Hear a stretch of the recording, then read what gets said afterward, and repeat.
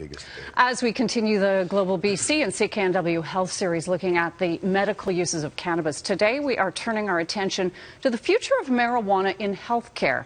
Today, how new research and changing attitudes could impact how cannabis will be used over the next decade. And joining us with more is the president of the Medicinal Cannabis Resource Centre, Terry Roycroft.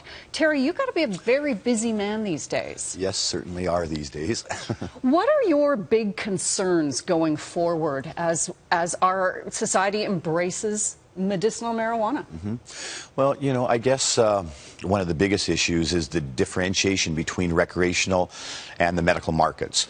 And that's kind of what's happening now with the advent of October 17th. Of course, we had legalization come into effect for recreational use.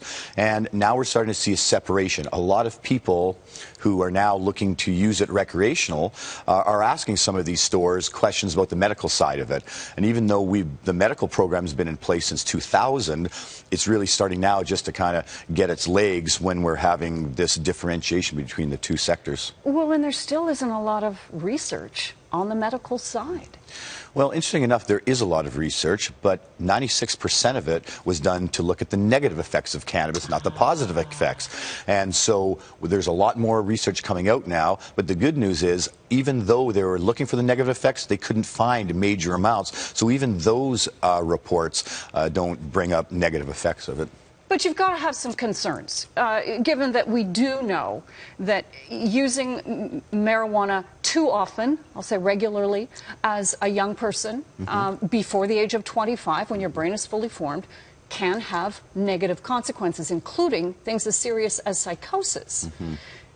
So, I mean, we have to be looking at marijuana as a whole as something that we need to approach with caution. Do you not agree? Yes, we do. There certainly needs more studies to be done on it. Schizophrenia and mental health issues are something, but it's a very small percentage.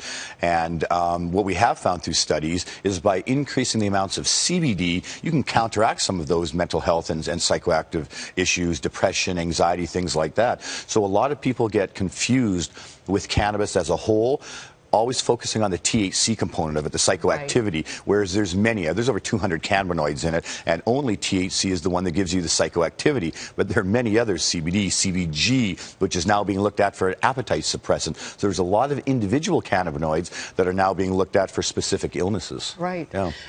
I've been surprised, even in my circle of friends, hearing from people who I would have thought never would have gone in the direction of medical marijuana, who are, you know, totally open to it. But are you seeing at all a schism between those who are saying absolutely not and those who are willing to experiment? Well, I saw that much more 10 years ago when we opened up our first clinic. It's changed dramatically at this point.